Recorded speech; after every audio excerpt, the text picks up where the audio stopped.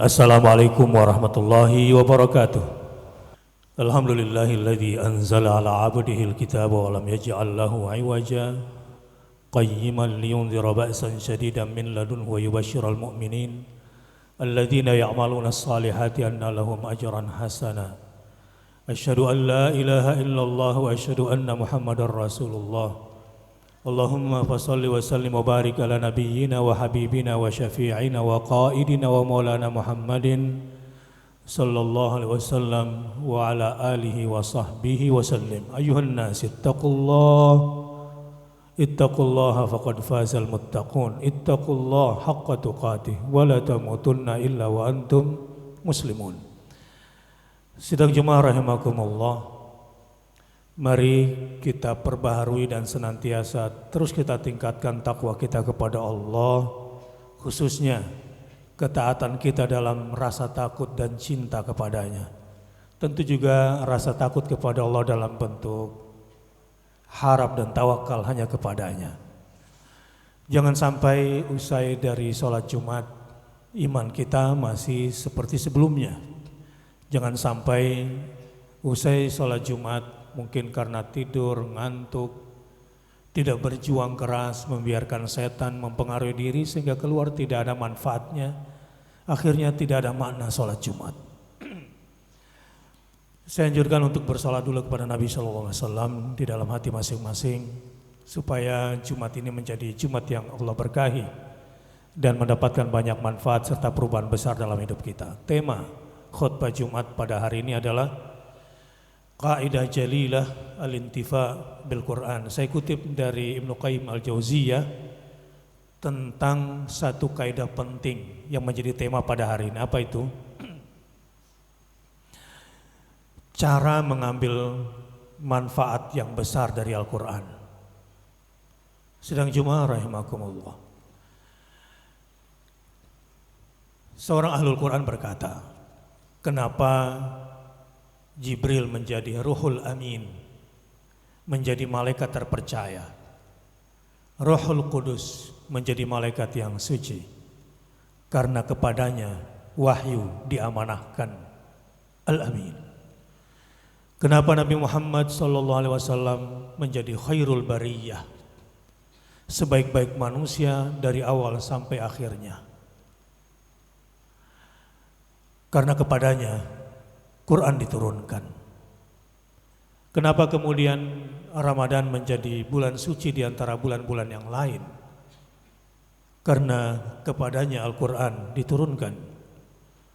Kenapa kemudian Lailatul Qadar lebih hebat daripada 1000 bulan? Karena pada malam hari itu Quran diturunkan. Maka karena sifat yang melekat pada Quran adalah Al-Karim, untuk itu orang-orang yang di dalam hatinya ada Al-Quran, maka akan melekat sifat mulia padanya. Sekali lagi, orang-orang yang ada Quran di dalam hatinya dan hidup bersama Al-Quran, maka sifat karim, karamatul Quran akan melekat pada orang ini. Dan mudah-mudahan sidang Jumat dan keluarganya yang dipilih oleh Allah Azza wa Jalla juga bisa menikmati kedahsyatan Al-Quran dan kemuliaannya. Karena itu, khairul ayyam, sebaik-baik hari adalah hari di saat kita bersama Al-Quran. Wa khairus sa'ah, sebaik-baik momen adalah momen ketika sedang bersama Al-Quran. Dan sehebat-hebat yang kita pandang dalam kehidupan ini dengan mata ini adalah Al-Quran. Dan sehebat-hebat pendengaran yang kita dengar adalah ketika sedang mendengarkan Al-Quranul Karim. Moga-moga Allah Azza wa Jalla muliakan kita dengan Al-Quranul Karim. Pertanyaannya adalah, bagaimana caranya? How to? Bagaimana kita bisa mencapai kehormatan dan kemuliaan Quran sehingga kita mendapatkan banyak manfaat darinya dan bahkan dapat bertadzakur setiap hari dengan Al-Quran, mengingat Allah, memperingatkan diri sendiri lewat Al-Quranul Karim. Ada empat langkah bagi siapa saja yang ingin mendapatkan banyak manfaat dari Al-Quran. Yang pertama adalah kalau ingin mendapatkan pengaruh yang besar dari Al-Quran, ada 4 yang harus kita miliki. Yang pertama, subjek. Subjek yang mempengaruhi kita. Yang kedua, objek. Objek apa yang bisa dipengaruhi di dalam diri kita. Yang ketiga, syarat. Apa syaratnya agar pengaruh itu masuk ke dalam diri kita. Dan yang keempat, penghalang. Apa yang bisa menghalanginya dan bagaimana cara kita terhindar dari penghalang itu. Jadi 4 yang pertama, 4-nya adalah subjeknya, objeknya, syaratnya, dan penghalangnya. Ternyata 4 hal yang membuat kita bisa mendapatkan banyak barakah, banyak manfaat dari Al-Quran ini tercantum di satu ayat, yaitu di surat Qaf ayat 37. A'udzu billahi minasyaitonir rajim. Inna fi dzalika ladzikra liman kana lahu qalbun aw alqas sam'a wa huwa syahid. Sesungguhnya pada yang demikian itu terkait dengan ayat 36 sebelumnya tentang kaum-kaum yang dihancurkan oleh Allah Subhanahu wa taala, dari kaum Nuh, kaum 'Ad, kaum Tsamud. Mereka itu orang-orang atau kaum yang lebih hebat daripada umat Muhammad sallallahu alaihi wasallam. Mereka bisa menjelajah dunia, tapi pada akhirnya mereka tidak bisa menghindar dari siksaan Allah Subhanahu wa taala. Pada peristiwa-peristiwa besar, bangsa-bangsa besar, umat-umat masa lalu dengan peradaban-peradaban hebat yang mengingkari Allah, mengingkari Tuhannya, maka kesudahannya adalah kehancuran. Untuk itu ada jalan pintas, ada sebuah konsep yang sudah terbukti dan bukan konsep coba-coba. Konsep itu adalah Al-Quranul Karim yang akan membimbing kita pada peradaban yang hebat, terutama bangsa Indonesia akhir-akhir ini. Insya Allah kita akan menjadi bangsa yang besar, bangsa yang berjaya di muka bumi, karena kita sudah punya modal sosial yang luar biasa, adalah umat Islam yang terbesar umatnya sedunia. Tinggal satu lagi, menjadikan Al-Quran sebagai manual life, sebagai panduan hidup kita. Selangkah ini kalau kita lakukan, insya Allah tidak lama lagi Indonesia akan menjadi bangsa yang besar. Sekarang bagaimana caranya? Menurut ayat ini,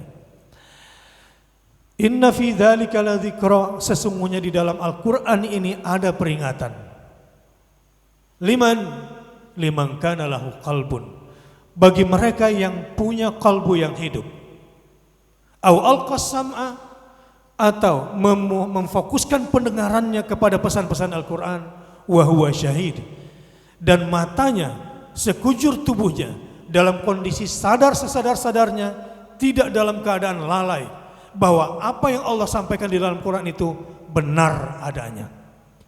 Nah, dari sini rumusan yang pertama, al-mu'athir, subjek yang harus kita jadikan sebagai sumber pengaruh jiwa kalau ingin mendapatkan banyak manfaat adalah Al-Quran itu sendiri. Cuma kalau ingin menjadikan Quran sebagai sumber pengaruh, kita harus sadar betul bahwa ketika kita sedang membaca Quran, sebetulnya yang kita hadapi ini adalah kalamullah. Yang sedang kita ajak bicara adalah Allah. Yang sedang memberikan pesan kepada kita lewat Al-Quran ini adalah Allah. Yang sedang memberi peringatan lewat kata-katanya ini adalah Allah. Itu yang pertama yang harus kita miliki. Bahwa objeknya, maksud saya subjek dari yang mempengaruhi jiwa kita adalah Allah Subhanahu wa ta'ala. Nah, orang-orang yang sadar bahwa dia sedang berhadapan langsung dengan Allah, maksudnya begini. Kalau satu hari sidang Jumat rahimakumullah ingin ngobrol sama Allah, bacalah Al-Quran.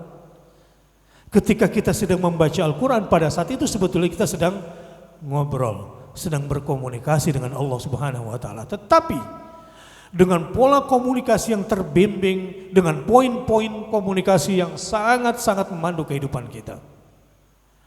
Dan orang-orang seperti itu biasanya tidak main-main berhadapan dengan Al-Quran. Dia biasanya berwudu Sebelum menyentuh Al-Quran diagungkan Allah Subhanahu wa ta'ala. Diagungkan Al-Quran karena ini adalah kalam Allah, maka dia menghadap Al-Qiblat. Menghadap kiblat membaca Al-Quran.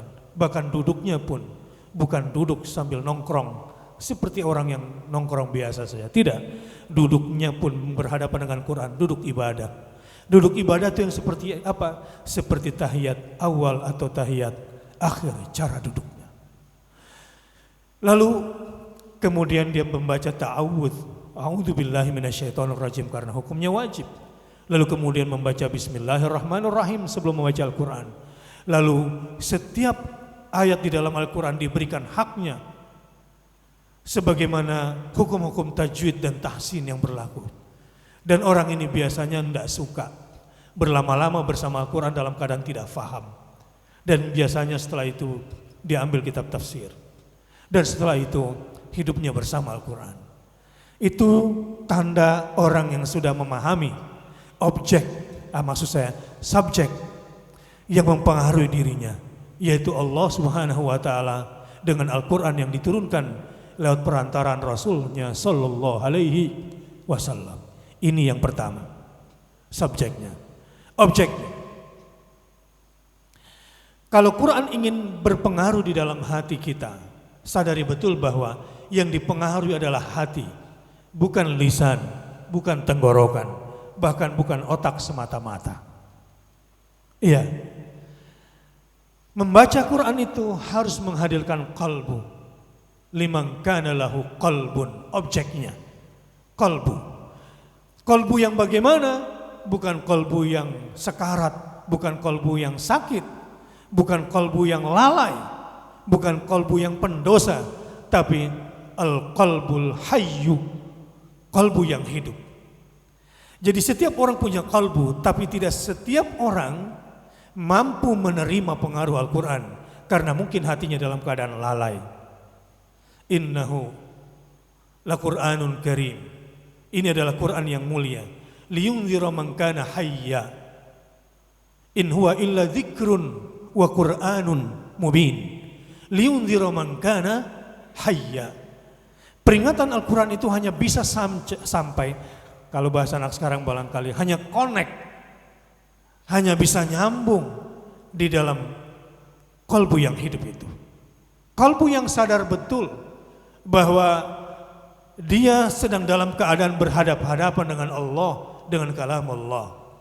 Nah, biasanya orang-orang seperti ini, kalau kalbunya sudah hidup, kondisinya, kata Ibnu Qayyim al-Jauziyah, sepertinya ada dua hal pada dirinya. Yang pertama, kalbu yang hidup itu sebetulnya sudah menyadari bahwa Quran itu hak. Sehingga ketika dia membaca Quran, seakan-akan cuma tinggal membenarkan sesuatu yang ada di dalam hatinya. Jadi maksudnya begini. Nurun ala nur. Nurul Quran ala nuril fitrah. Saya ulangi. Kalau kalbu seseorang itu sudah hidup, sebetulnya ada modal di dalam jiwanya bisa membenarkan Al-Quran. Artinya sudah ada Quran di dalam hatinya. Sehingga ketika dia membaca Quran, seakan-akan membaca teks yang sudah ada di dalam hatinya.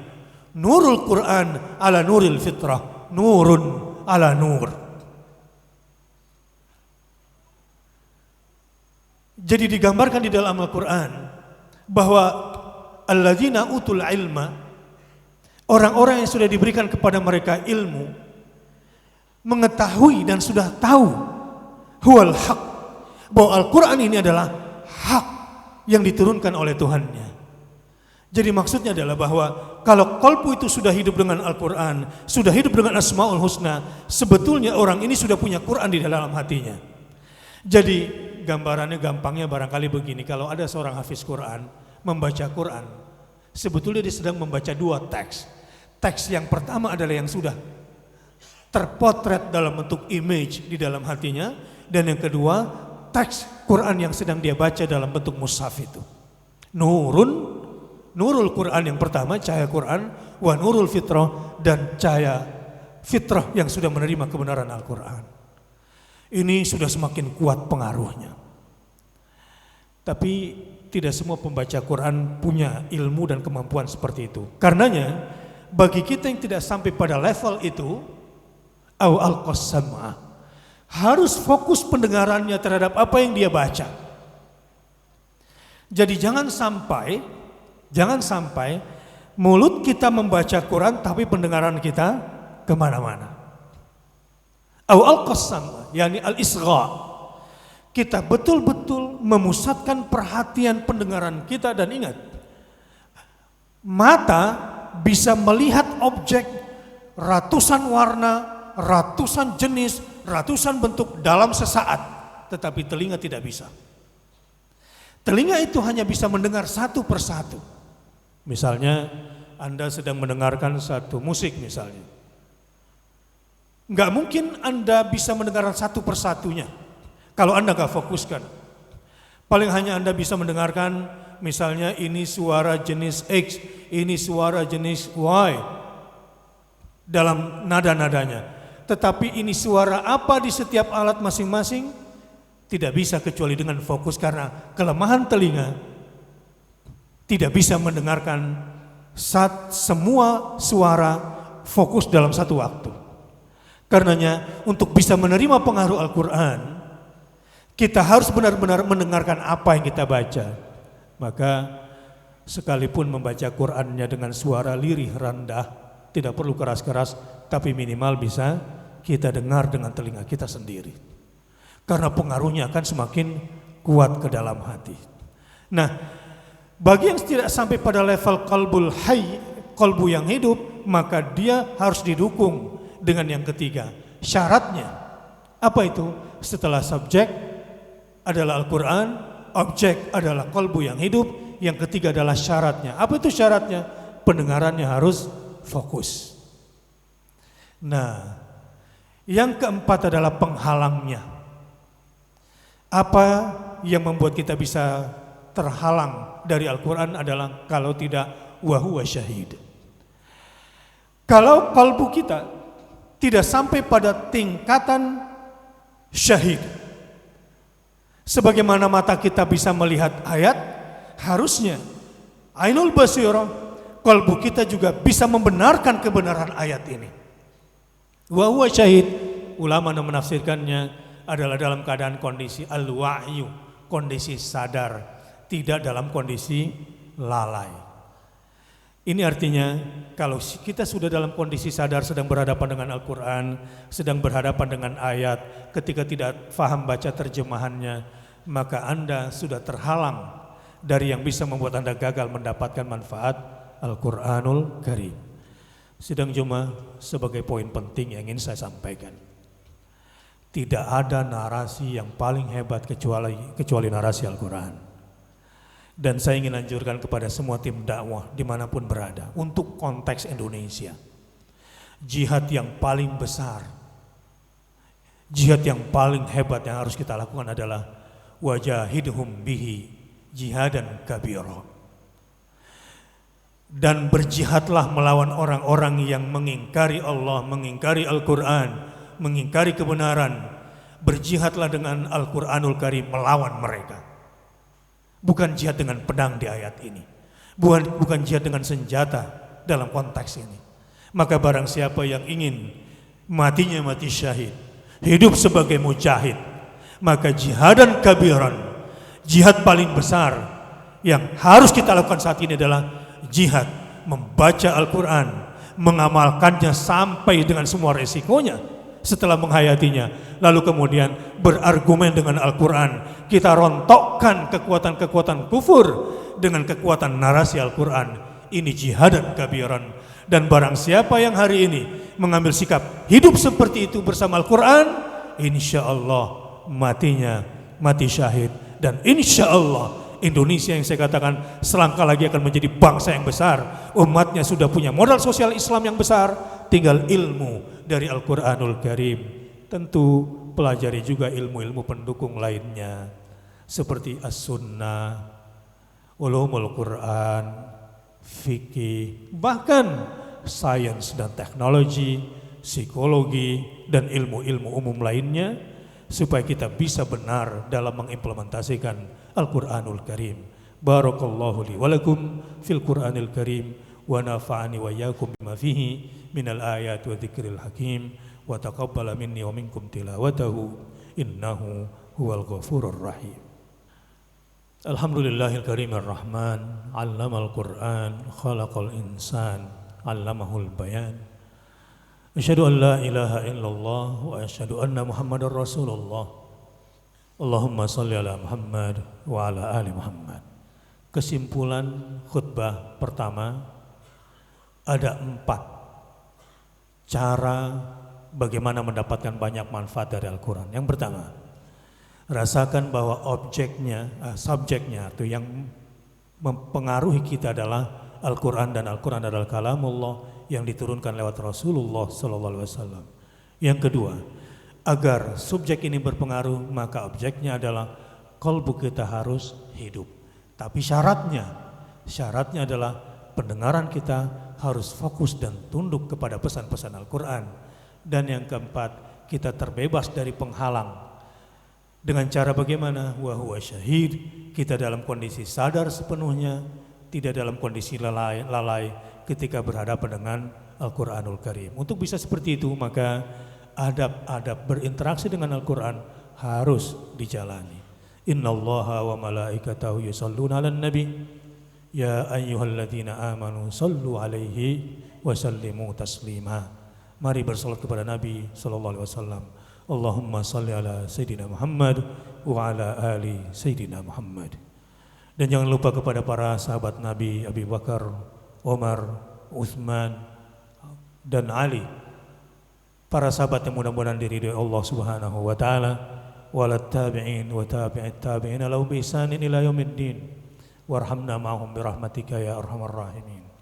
Allahumma ighfir lil muslimina wal muslimat wal mu'minina wal mu'minat al ahya minhum wal amwat innaka sami'un qaribun mujibud da'wat. Innaka sami'un qaribun mujibud da'wat. Rabbana zalamna anfusana wa illam taghfir lana wa tarhamna lanakunanna minal khasirin. Allahumma arhamna bil Qur'an. Allahumma arhamna bil Qur'an. Allahumma arhamna bil Qur'an. Allahumma inna nas'aluka bi asma'ikal husna wa sifatikal ula an taj'alal Qur'ana rabi'a qulubina wa nura sudurina wa jalaa'a ahzanina wa dhahaba humumina wa ghumumina bi rahmatika ya arhamar rahimin. Allahumma arzuqna tilawatahu ana al-lail wa atrafan nahar waj'alhu lana hujjah wa la taj'alhu alaina hujjata ya rabbal alamin. Rabbana hab lana min azwajina wa dhurriyyatina qurrata a'yun waj'alna lil muttaqina imama. Rabbana ighfir lana wa liwalidayna warhamhuma kama rabbayana shighara. Ya Allah, ampunkan dosa kedua orang tua kami, sayangi dan keduanya sebagaimana keduanya sayangi dan cintai kami sejak kecil. Rezekikan kepada kami untuk bisa baca Quran di pertengahan siang dan pertengahan malam. Rezekikan kepada kami ya Allah, agar kami punya keturunan yang saleh dan salihah, keturunan yang menghafal Al-Quran ya Allah. Berikanlah kemudahan kepada kami untuk menjadi hafiz dan hafizul Quran ya Allah. Rabbana atina min ladunka rahmah wa hayyi' lana min amrina rasyada. Rabbana atina fid dunya hasanah wa fil akhirati hasanah wa qina adzaban nar. Ibadallah, innallaha ya'muru bil 'adli wal ihsan wa ita'i dzil qurba wa yanha 'anil fahsya'i wal munkari wal baghi ya'idzukum la'allakum tadhakkarun. Fadhkurullahal 'azim adhkurukum washkuruhu 'ala ni'amihi yazidukum wa la dzikrullahi akbar wallahu ya'lamu ma tasna'un.